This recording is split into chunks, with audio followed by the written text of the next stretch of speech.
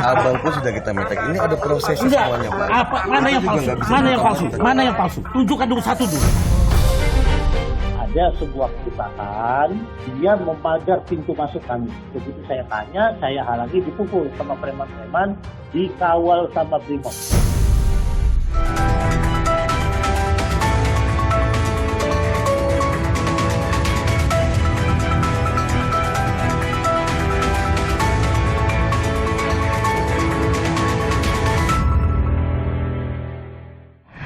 Halo, selamat datang di 60 Menit Special Report, membuka mata, mengungkap fenomena. Bersama saya, Ihsan Sitorus. Selama 60 menit ke depan, kami akan menghadirkan sejumlah liputan mendalam terkait isu yang tengah hangat jadi perbincangan masyarakat. Saudara, kasus mafia tanah masih menjadi sorotan di masyarakat. Korban yang terus berjatuhan hingga kini belum mendapatkan keadilan. Benarkah ada keterlibatan oknum pejabat negara dalam memuluskan praktik perampasan tanah? Sorotan lain, seorang mahasiswi Cianjur, Jawa Barat diduga ditabrak mobil mewah milik perwira menengah Polri. Sementara di Jagakarsa, Jakarta Selatan, seorang mahasiswa Universitas Indonesia meninggal dunia usai ditabrak pensiunan polisi. Mirisnya, sang mahasiswa kini ditetapkan sebagai tersangka. Benarkah penyelidikan polisi dalam mengusut dua kasus itu sudah transparan? Sementara dari persidangan kasus pembunuhan Brigadir Yosua, penasihat hukum Putri Chandrawati menuding jaksa penuntut umum termakan arus berita bohong atau hoax dan ikut memanaskan suasana dengan isu perselingkuhan antara kliennya dengan korban Yosua Huta Barat. Saudara, kasus mafia tanah yang memakan banyak korban masih menjadi sorotan. Bahkan intimidasi dan kriminalisasi didapatkan para korban jika melawan. Berbagai cara ditempuh korban mafia tanah, namun bukannya berbuah keadilan, justru kurungan penjara yang mereka dapat. Lalu seperti apa siasat mafia tanah dalam beraksi? Berikut penelusuran jurnalis Kompas TV, Adinda Kusumo.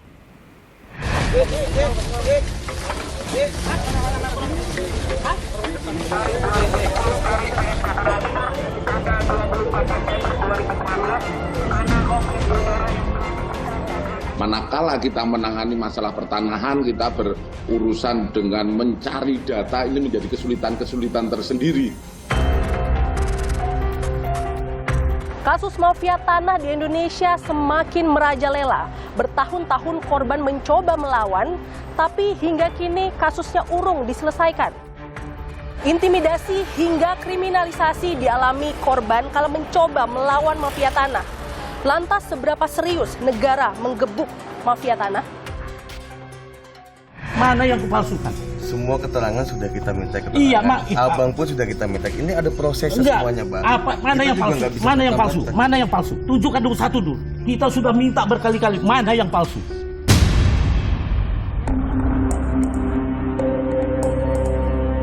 Ketenangan Supardi Kendi Budiarjo, Ketua Forum Korban Mafia Tanah Indonesia dan sang istri terusik saat polisi mendatangi kediamannya di kawasan Cengkareng, Jakarta Barat. Pasangan suami istri itu ditahan karena diduga memalsukan surat girik tanah yang dibeli keduanya 17 tahun lalu. Kriminalisasi itu namanya. Udahlah, kalau gini. Sekarang kalau kita tidak mau, kita sama-sama patuh hukum saja. Tunggu putusan pra-peradilan. Kamu hadiri pra-peradilan. Disitulah kita buktikan. Itu sedang sudah disiapkan. Kita pun kemarin Ya, itu pertanda bahwa ada apa kok tidak hadir, tidak patuh. karena belum itu belum. Oh, enggak ada alasan ya. Kita juga belum siap, Bos. Meski sempat bernegosiasi, Budiarjo akhirnya digelandang ke Rutan Salemba, sementara istrinya menempati Rutan Pondok Bambu. Menilik lebih dalam, saya pun mendatangi kediaman Budiarjo di kawasan Cengkareng, Jakarta Barat. Saya bertemu Ambert Budiarjo, putra kedua dari Pasutri, korban mafia tanah ini. Apa yang Mas lihat di situ? Sampai pulih datang kita juga masih tidak tahu apa yang dipalsukan. Ternyata yang dipalsukan menurut mereka adalah Girik C 1906 atas Abdul Hamid Subrata dan Girik C 5047. Ambert menerangkan, kedua surat girik tanah tersebut telah dibeli kedua orang tuanya di bilangan Cengkareng Timur, Jakarta Barat sejak tahun 2006. Girik pertama dibeli dari Hamid Subrata dengan luas lebih dari 2.200 meter persegi. Sementara, girik kedua dibeli dari Nawi bin Binim dengan luas lebih dari 540 meter persegi. Jadi waktu itu bapak saya dan ibu saya masih PPJB, perjanjian pengikatan jual beli. Jadi dalam PPJB ini ada di pasal 8 bahwa penjual mengurus sampai terbitnya sertifikat baru diserahkan ke orang tua saya. Namun saat hendak mengurus sertifikat yang dijanjikan, pemilik lama menemukan ada pihak lain mengklaim memiliki sertifikat hak atas guna bangunan (SHGB). Padahal pemilik lama telah menduduki tanah tersebut sejak tahun 1976. Peraturan pemerintah tentang pendaftaran tanah menyatakan, seseorang yang menguasai fisik tanah selama 20 tahun atau lebih secara terus-menerus dapat mendaftarkan diri sebagai pemegang hak atas tanah tersebut. Ya, dibilang sudah terbit sertifikat di atas tanah yang digirik ini. Karena ditolak ya pembuat sertifikat, jadi penjual menggugat. Sudah digugat, menang. Dan pengadilan sendiri menyatakan bahwa girik ini adalah benar. Namun, SHGB milik pihak lain itu tak kunjung dibatalkan oleh Badan Pertanahan Nasional (BPN). Kini, belasan ruko telah berdiri di atas tanah yang telah dibeli kedua orang tua Ambert pada tahun 2006 lalu. Bersama Ambert, saya menuju lokasi tersebut. Apa yang dilakukan Bapak, Mas, waktu tahu sudah mulai ada pembangunan ruko-ruko di sini? Jadi Bapak saya langsung cek perizinannya dan ke SI, ke tata kota. Jadi ini kayak tumpang tindih gitu loh. Udah diupayakan IMB-nya dibatalkan ini. Sempat dibatalkan karena ada keluarnya surat wali kota yang tembusannya ke gubernur.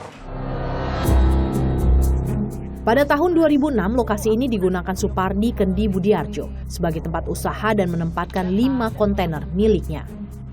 Namun 2 tahun kemudian, pihak lain mulai memasuki tanah Budiarjo dan melenyapkan 5 unit kontainer tersebut. Pasca kejadian itu, sejumlah orang mulai membangun pagar di atas tanah Budiarjo. Berdasarkan keterangan sang anak, Budiarjo pun sempat mengalami kekerasan saat mempertanyakan kehadiran oknum tersebut. Saya sempat mendapat rekaman suara Budiarjo. Dalam rekaman, Budiarjo bercerita dirinya sempat dipukuli ketika berupaya mempertahankan tanahnya.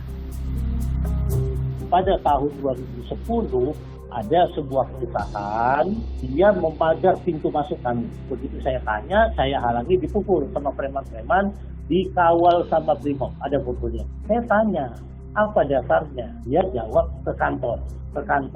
Kami ngotot bertahan, tidak mau. Akhirnya terjadi pemukulan. Kemudian masalah 5 kontainer itu 2 bulan kemudian diambil, hilang. Budiarjo pun melayangkan 3 laporan sebagai upaya hukum atas kekerasan dan perampasan yang dialaminya.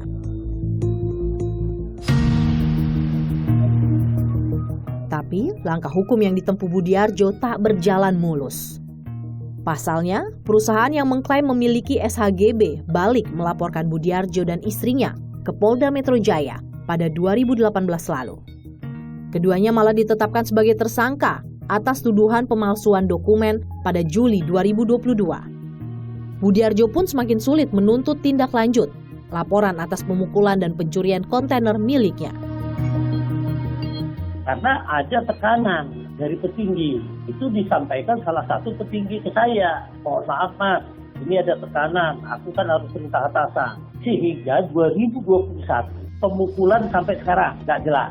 Karena berkasnya hilang, Dr. Poli nggak kasih keputusan. Masalah tanah di SP3 bulan Maret 2021. Masalah kontainer itu di SP3 tidak ditemukan cukup bukti, alasannya itu ya. Nah itu bulan Agustus 2021. Sebelum ditahan, Budiarjo sempat menantang sejumlah pihak yang terlibat kasus pemilikan tanahnya untuk bersama membuka data di muka publik. Budiarjo yakin surat girik tanah miliknya adalah dokumen sah, sebab ia menemukan sejumlah kejanggalan dari penerbitan SHGB yang disebut menjadi dasar pihak lawan menduduki tanahnya. Pertama, SHGB milik PT tersebut terbit tahun 1997.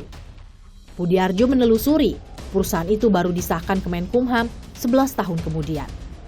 Kedua, sejumlah akta jual beli AJB sebagai alas dasar SHGB tak terdaftar di kelurahan dan kecamatan di lokasi tanah Budiarjo, tapi terdaftar di daerah lain. Ketiga, di tahun 2007, pengadilan memutuskan surat tanah girik yang dimiliki SK Budiarjo sah, namun tak ada pembatalan SHGB hingga saat ini. Keempat, Pemprov DKI Jakarta sempat menyegel sejumlah bangunan di atas tanah sengketa tersebut karena diduga tak punya izin mendirikan bangunan IMB. Namun, tak ada tindak lanjut setelah penyegelan tersebut. Karena tidak ada menang Pak Hamid. Yang kedua, karena masih ada pidananya, nggak mungkin. Ini permainan mafia. Mafia itu mungkin ya beli satu di situ, setelah dibeli, dibikin sertifikat, diambil 12 hektar, langsung dikeluarkan. Pemilik itu kan nggak ngerti, udah ada sertifikat atau tidak. Setelah itu baru dia datang, diusir, ya aku ada sertifikat, kau mau aku bayar atau tidak. Konsultan hukum dari pihak yang bersengketa dengan Budiarjo, Haris Azhar, menyebut surat hak atas guna bangunan milik kliennya telah dinyatakan sah oleh BPN. SSG itu beli tanah itu sudah HGB, sudah sertifikat. Jadi bukan si pihak SSG yang ramai disebut ini, orang yang menguasai fisik, lalu ngusir-ngusir, menerbitkan sejumlah dokumen, lalu melahirkan sertifikat. Nggak begitu. Haris Azhar menyatakan siap untuk membuka dan beradu data dengan Budiarjo. Dengan pendekatan yang rasional, bersedia ketemu, mensejajarkan dokumennya sana apa, dokumen kami apa. Yuk kita sejajarkan, ayo buktikan gitu. Tetapi jika ada yang ingin mendalilkan bahwa mereka pemiliknya, mereka punya hak, silahkan.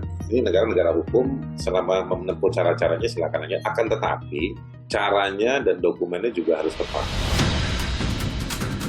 Supardi Kendi Budiarjo bukan satu-satunya korban mafia tanah yang justru menjadi tersangka dan ditahan atas sengketa tanah. Sejumlah kasus lain pun sempat terungkap.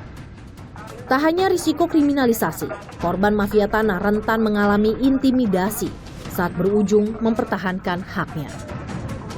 Siasat jahat mafia tanah diduga melibatkan oknum pejabat negara untuk memuluskan perampasan tanah para korbannya. Sesaat lagi di 60 Menit Special Report, kami segera kembali. Ancaman paling kejam itu, Bapak saya itu pembeli yang niat baik, Bu ya. Kenapa ibu saya yang dituduh jadi mencuri tanah aparat itu?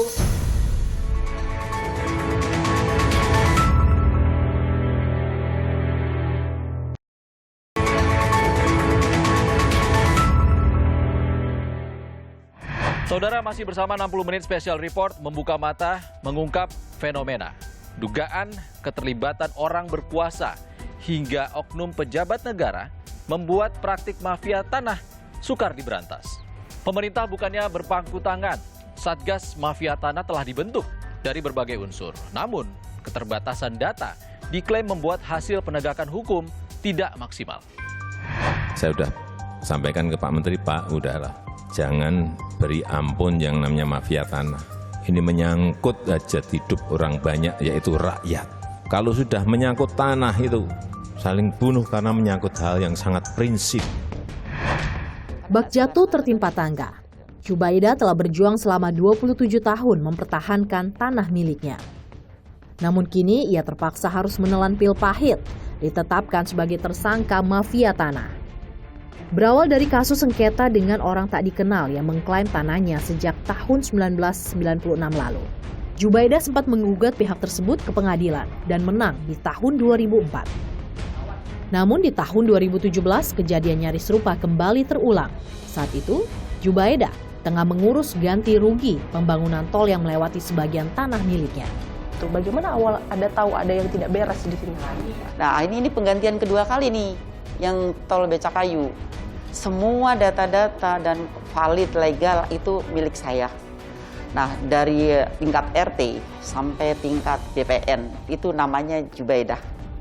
Begitu saya mau mendapatkan uang, nah disitulah dari salah satu ketua BPN waktu tahun 2017 itu katanya tanah saya ada yang menyerobot. Tiba-tiba, nah disitulah saya kaget. Jubaidah pun menguji keabsahan sertifikat tersebut ke pengadilan tahun 2019.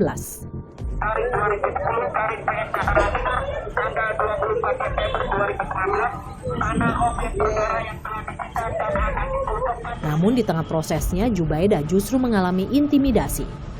Di tahun 2019 dan 2020, sejumlah orang memaksa Jubaidah meninggalkan tanahnya yang telah puluhan tahun digunakan sebagai tempat tinggal dan lahan usaha bersama keluarga. Tak berhenti sampai di situ, Jubaidah pun bahkan dilaporkan sebagai mafia tanah ke Polda Metro Jaya. Ia dituding telah memasukkan data. Jubaidah pun ditetapkan sebagai tersangka mafia tanah Desember 2022 lalu. Karena kami ini kan korban, bukan kami pelaku gitu, kami ini korban gitu.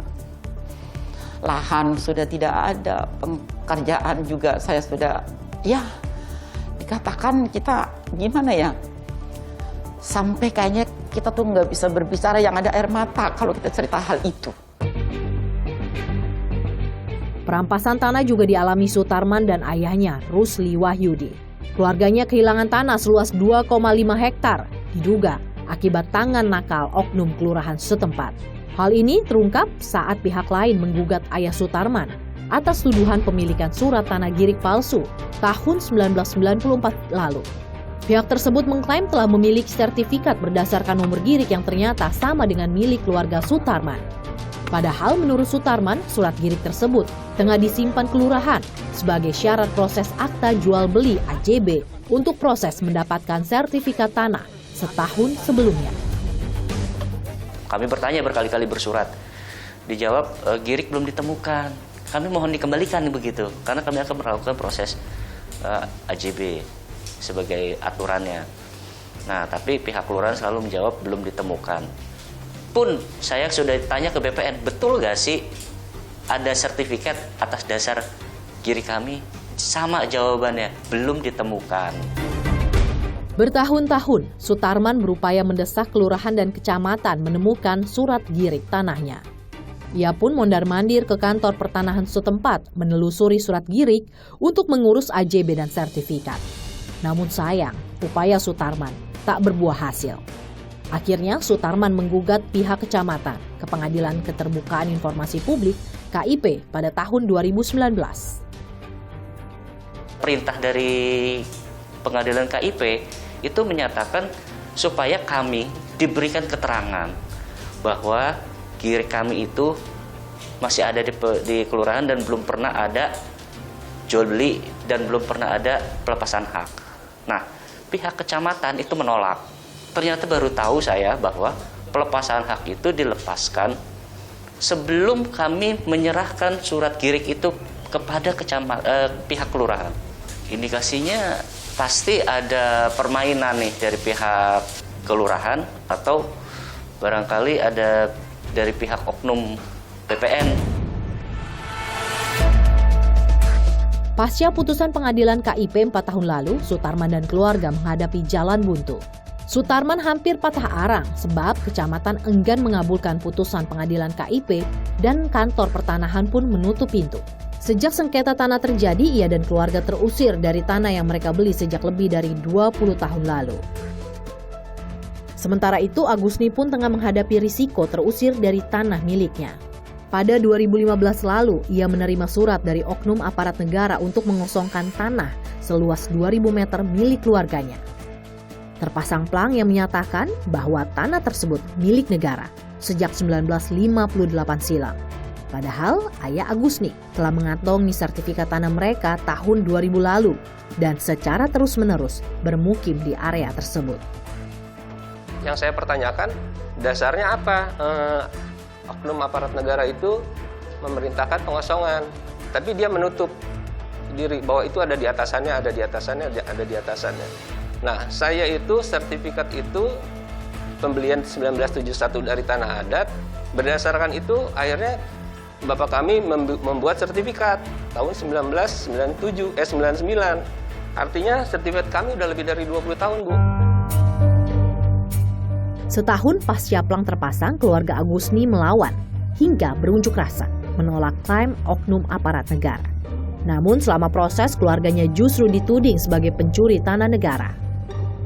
Ancaman paling kejam itu, Bapak saya itu pembeli yang niat baik, Bu ya. Kenapa ibu saya yang dituduh jadi mencuri tanah aparat itu? Ini kan aneh, ibu saya nggak tahu apa-apa. Kami juga anak-anaknya tidak tahu apa-apa. Kalau emang itu tanah mereka, ambil. Tapi buktikan dengan benar. Meski sadar lawannya punya kekuasaan lebih besar, tapi Agusni menegaskan tak gentar dalam mempertahankan tanah keluarganya. Apakah ada ketakutan? Karena ini kan lawannya adalah aparat negara. Tidak takut sama sekali. Budiarjo, Jubaida, Sutarman, Agusni hanya sebagian kecil dari cerita korban mafia tanah. Pemerintah sendiri tak menampik ada oknum yang masih aktif hingga pensiunan dari aparat negara berada di balik kasus mafia tanah. Menko Polhukam Mahfud MD misalnya menyebut menguasai tanpa hak terkadang melibatkan orang gede yang juga memiliki klaim. Menurut ahli hukum pertanahan Universitas Gadjah Mada, Nur Hasan Ismail, mafia tanah lihai mencari celah hukum dari peraturan pertanahan. Uang dan kuasa menjadi faktor pendorongnya. Mereka juga akan mempengaruhi aparat-aparat penegak hukum. Jadi jaringan mereka ini dari level yang bawah sampai pada level yang paling menentukan gitu ya. Kalau itu di birokrasi adalah kementerian sampai kepada pengadilan. Mereka mampu membayar pengacara-pengacara terkenal gitu. Awal tahun 2023, Komisi Pemberantasan Korupsi KPK menemukan 244 kasus mafia tanah dilaporkan selama 4 tahun terakhir.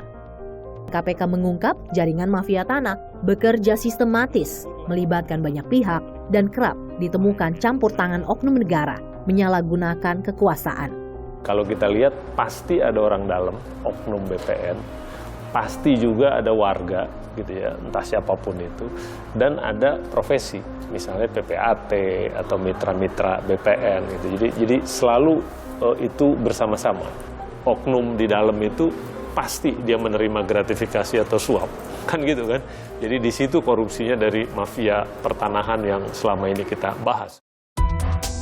Keterlibatan oknum negara dalam kasus mafia tanah terbukti setelah sejumlah kasus mafia tanah terbongkar tahun lalu. Ramai-ramai oknum pejabat BPN ditetapkan menjadi tersangka karena diduga terlibat sindikat mafia tanah. Pemerintah pun membentuk Satgas Anti Mafia Tanah, melibatkan Kementerian Agraria dan Tata Ruang, Kejaksaan, dan Polri.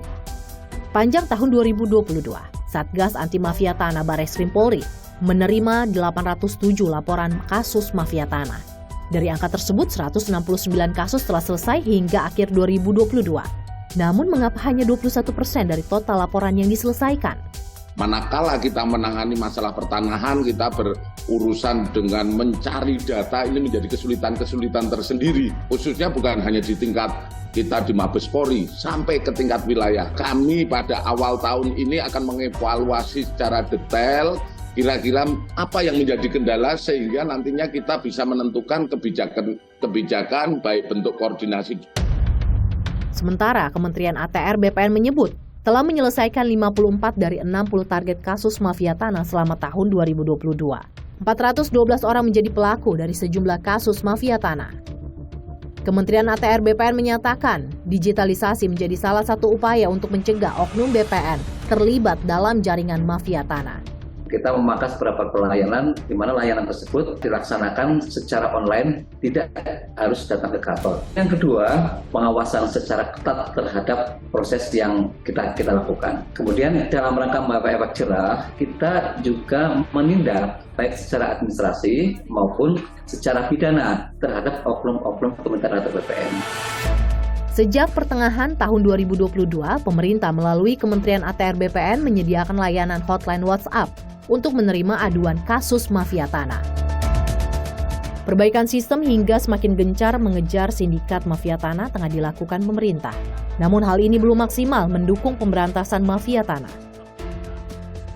Demi mempersempit ruang gerak mafia tanah, masyarakat pun perlu memperhatikan sejumlah hal agar tak menjadi korban selanjutnya. Adalah kewajiban negara untuk menyelesaikan semua kasus mafia tanah di Indonesia. Transparansi, penerapan sistem, dan komitmen yang baik mendesak dilakukan agar para korban mendapatkan keadilan dan masyarakat lainnya terhindar menjadi korban mafia tanah selanjutnya. Saudara, peristiwa kecelakaan maut di Cianjur dan Jakarta Selatan beberapa waktu lalu menyeret nama perwira menengah Polri. Sudah ada korban, keponakan saya meninggal, Pak. Nyawanya hilang. Jangan sampai ada lagi pihak baru yang dikorbankan.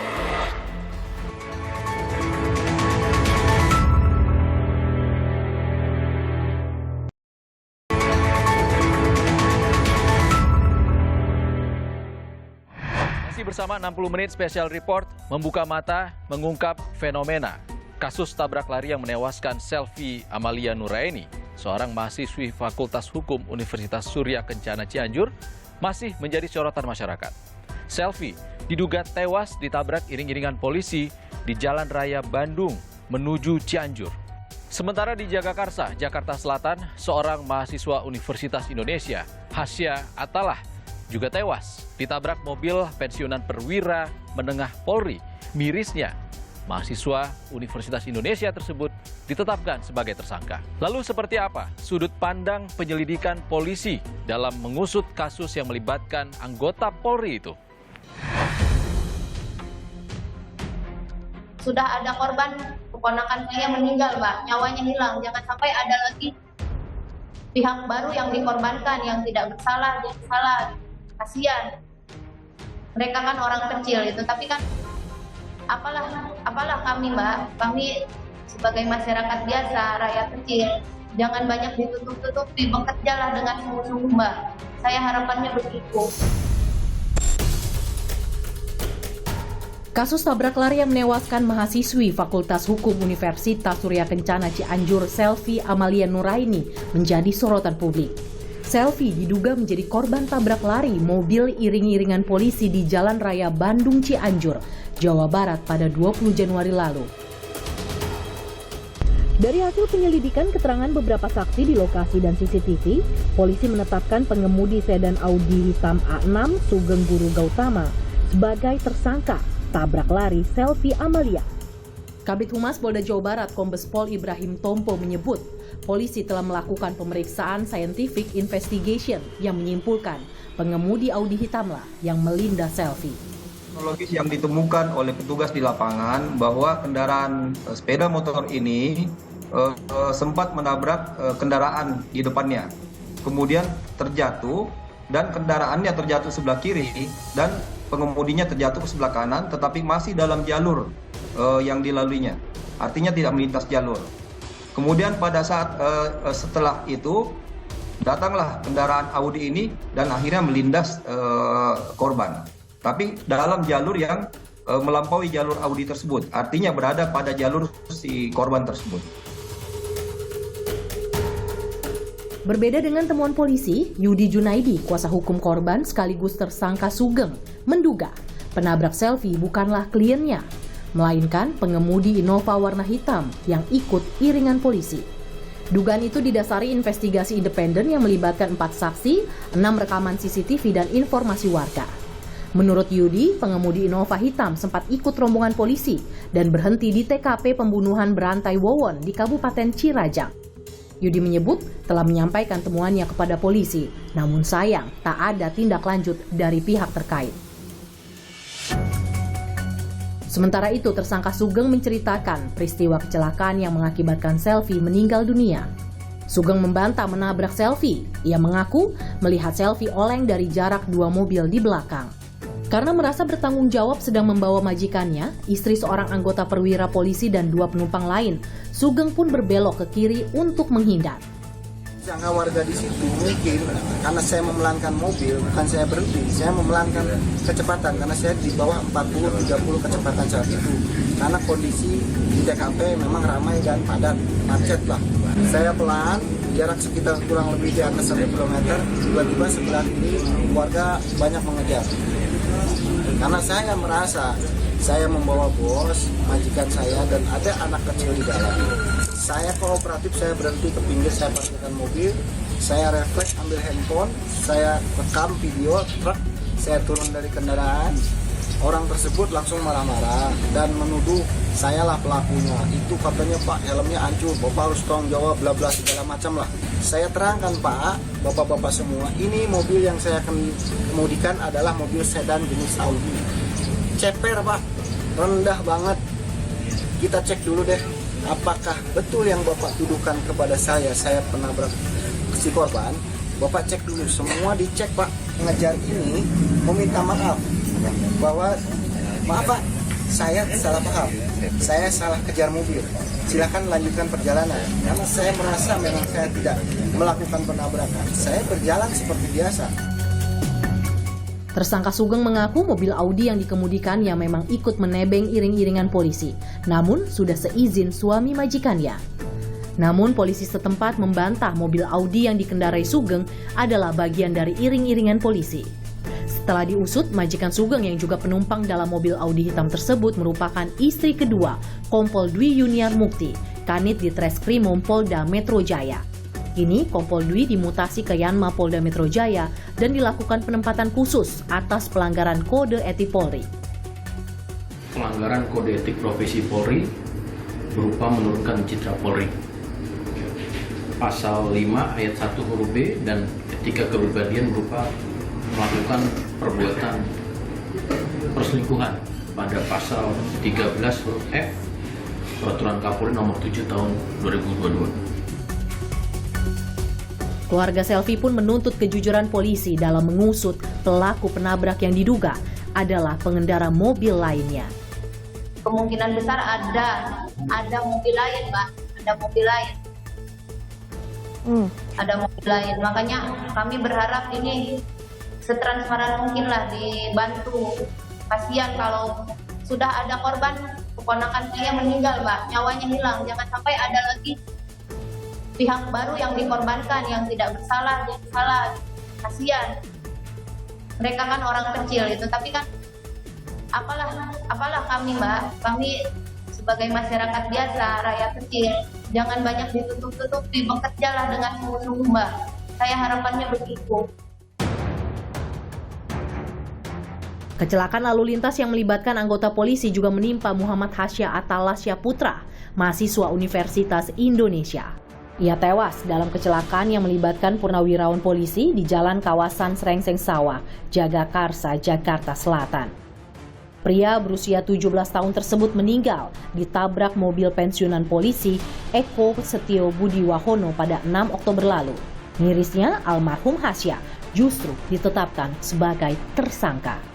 Penetapan tersangka didasari keterangan 6 saksi yang diperiksa di lokasi, keterangan ahli, olah TKP, serta bukti CCTV. Direktur Lalu Lintas Polda Metro Jaya, Kombes Latif Usman menyatakan, Hasya lalai berkendara hingga mengakibatkan kecelakaan yang menghilangkan nyawanya. Hasya diduga melaju dengan kecepatan sekitar 60 km per jam saat jalan licin akibat hujan. Motor yang dikendarai Hasya pun hilang kendali hingga jatuh ke jalur perlintasan kendaraan Eko Brada. Jadi kalau ini kelalaiannya si Hasan sendiri. Pertama, dia kurang hati-hati dalam mengendalikan sepeda motor. Pada saat malam itu, dia berjalan sama temannya, rombongan, tiba-tiba ada orang belok, dia tidak bisa mengendalikan kendaraannya, sehingga dia jatuh sendiri, sehingga dialah yang menyebabkan terjadinya kecelakaan. Polisi pun telah menghentikan penyidikan karena kasus dinilai kedaluarsa dan tidak punya cukup bukti. Polisi juga tidak menemukan unsur pembiaran karena Eko Setio Budi dianggap telah berusaha menelpon ambulans. Di sisi lain, keluarga Hasya mempertanyakan penetapan tersangka sang anak. Keluarga pun menyayangkan penyidikan telah dihentikan dan minimnya transparansi polisi selama proses hukum. Ira, ibu Hasya, menyebut penetapan tersangka jadi pukulan berganda bagi keluarga. Ia turut menyebut pihak Eko sempat meminta mediasi, namun keluarga menolak. Buat kami sebagai orang tua dan keluarga, pertama, anak kami sudah hilang nyawa, meninggal saat kejadian kecelakaan itu. Kedua, ditetapkannya anak kami sebagai tersangka itu adalah sebagai tikaman buat kami. Jadi setelah terduga pelaku itu menghilangkan nyawa anak saya, dan dia menghilangkan nyawa kami sebagai orang tuanya. Kami akan berjuang sampai titik darah penghabisan kami. Diduga pelaku itu mendapatkan hukuman yang setimpal karena sudah menghilangkan nyawa anak kami. Kuasa hukum keluarga Hasya, Gita Paulina, menilai status pelaku janggal dan prosesnya tidak sesuai aturan. Pihaknya juga menuding Eko hanya menonton dan menolak membantu Hasya ke rumah sakit.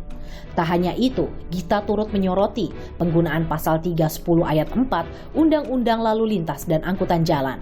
Penetapan tersangka menggunakan pasal kelalaian dinilai tidak masuk akal. Pasal yang dikenakan tidak masuk akal. Tapi kalau kita flashback ke belakang, memang prosedur yang dilakukan, banyak kesalahan prosedur yang dilakukan oleh pihak penegak hukum dalam memproses kasus Hasya. Karena kami boro-boro mau nanya, kami aja baru tahu ada penyidikan. Keluarga dan kuasa hukum Hasya mendatangi Ombudsman guna melaporkan Polres Metro Jakarta Selatan dan pihak yang mengeluarkan hasil visum. Mereka menilai terjadi kesalahan penetapan tersangka kepada Hasya. Sementara Polda Metro Jaya telah membentuk tim pencari fakta atau TPF untuk mengusut kasus kecelakaan Hasya yang menuai polemik. TPF terdiri dari pihak internal polisi dan eksternal, seperti pakar keselamatan transportasi, pakar hukum, hingga ahli otomotif. Saudara penasihat hukum Putri Chandrawati bersikukuh kalau fakta persidangan cukup membuktikan pelecehan seksual yang dialami kliennya. 60 menit special report segera kembali. Penuntut umum seakan terikut arus berita hoaks yang disebar di berbagai media dengan sengaja oleh pihak-pihak tertentu, bahkan cenderung menambah panas berita-berita hoaks tersebut dengan menyebutkan adanya motif perselingkuhan.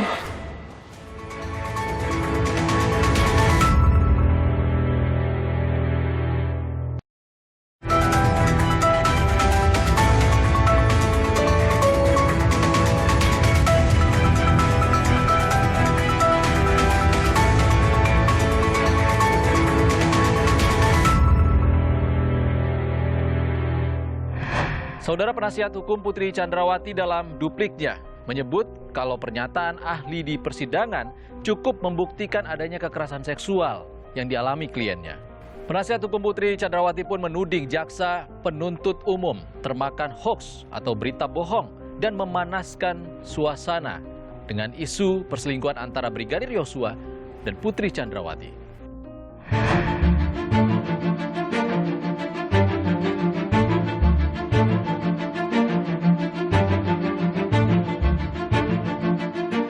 Sidang kasus pembunuhan Yosua semakin mendekati babak akhir.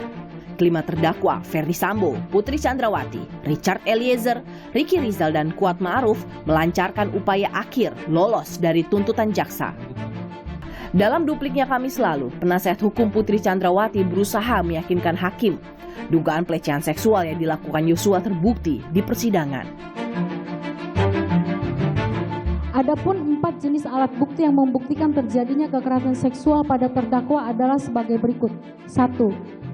Alat bukti keterangan terdakwa yang merupakan korban kekerasan seksual yang disampaikan pada persidangan tertanggal 11 Januari 2023 dan 1 kesatuan dengan keterangan pada persidangan tertanggal 12 Desember 2022 saat menjadi saksi serta BAP yang disampaikan pada tahap penyidikan.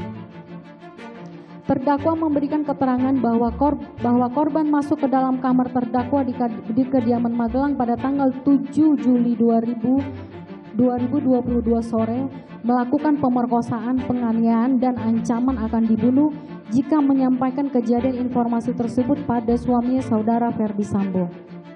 Berdasarkan hasil pemeriksaan psikologi forensik yang dilakukan ahli bersama tim ahli lainnya, ahli menegaskan keterangan terdakwa terkait dengan peristiwa kekerasan seksual yang dialaminya di Magelang layak dipercaya.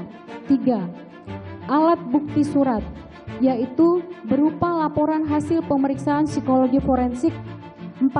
Alat bukti keterangan ahli, yaitu ahli pidana Dr. Ahli Mahrus Ali SHMH dan ahli Profesor Said Karim SHMH. Keterangan ahli pidana Dr. Mahrus Ali di bawah sumpah di muka persidangan tertanggal 22 Desember 2022 menyatakan bahwa tidak ada visum, bukan berarti menyatakan bahwa kejahatan itu tidak terjadi. Kenapa? Karena masih terdapat banyak alat bukti lain yang dapat dihadirkan selain visum, seperti psikologis dapat menjelaskan kejahatan itu. Penasihat hukum Putri Chandrawati pun menuduh jaksa penuntut umum memperkeruh suasana dengan berita bohong perselingkuhan Yosua dan Putri Chandrawati. Terlebih lagi penuntut umum seakan terikut arus berita hoaks yang disebar di berbagai media dengan sengaja oleh pihak-pihak tertentu, bahkan cenderung menambah panas berita-berita hoaks tersebut dengan menyebutkan adanya motif perselingkuhan di tuntutan saksi Kuat Ma'ruf, namun berkelit dan menyebutkan tidak menyimpulkan hasil poligraf. Video halaman 5 replik penuntut umum.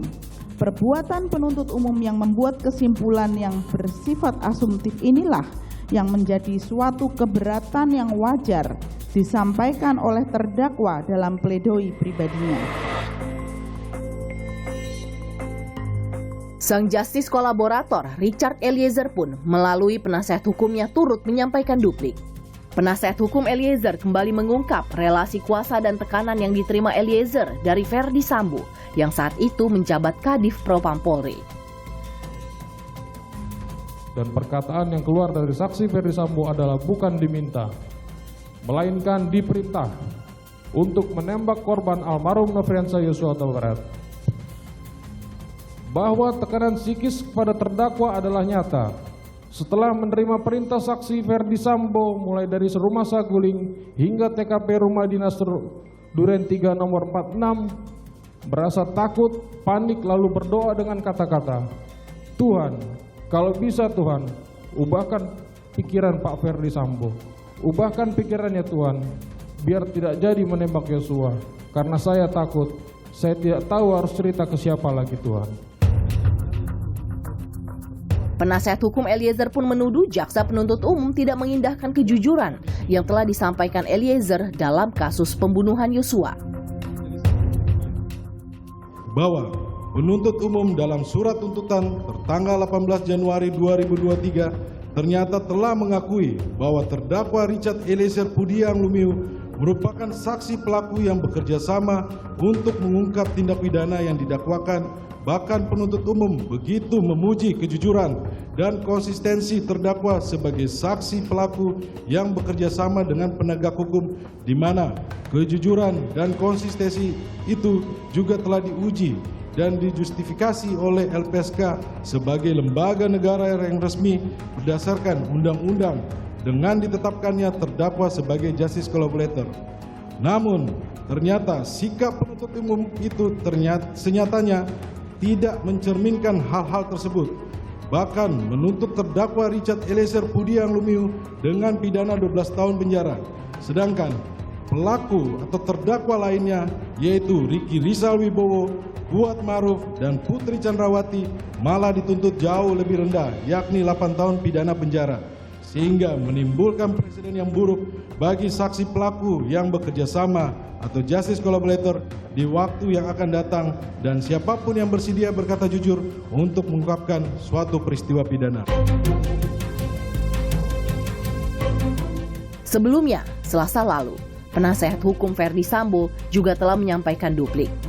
Penasihat hukum menilai replik jaksa tidak berdasarkan bukti. Tanggapan penuntut umum demikian terasa sangat menggelikan sekaligus menyedihkan karena dilandasi argumentasi yang bersifat halusinasi. Namun, tim penasihat hukum mencoba memahami bahwa replik tersebut tampaknya lahir semata-mata dari rasa frustasi penuntut umum.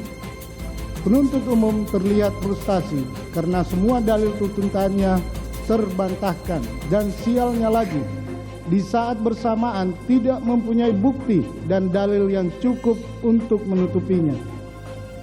Yang tersisa hanyalah racauan atau semata-mata demi memenuhi syarat adanya tanggapan atas pledoi. Dalam dupliknya, penasihat hukum Sambo menilai jaksa hanya percaya keterangan satu saksi, Richard Eliezer, dan mengabaikan kesaksian terdakwa lain.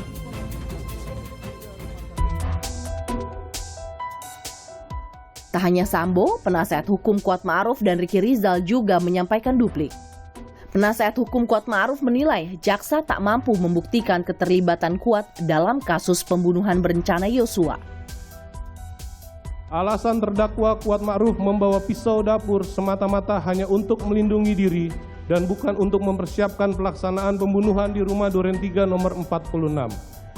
Bahwa dalil penuntut umum pada poin 9 dalam repliknya yang menyatakan bahwa terdakwa membawa pisau dari rumah Magelang ke rumah Saguling adalah peristiwa notoire fete notorious atau generally known atau peristiwa yang tidak perlu dibuktikan karena sudah diketahui umum adalah dalil yang sesat dan suatu logika yang keliru sebab tidak semua orang yang membawa pisau bertujuan untuk membunuh seseorang dan atau untuk melakukan suatu tindakan kriminal.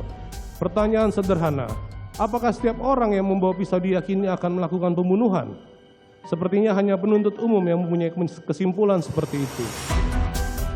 Sementara penasihat hukum Ricky Rizal menilai Ricky hanya diminta mengamankan Sambo, bukan menembak Yosua.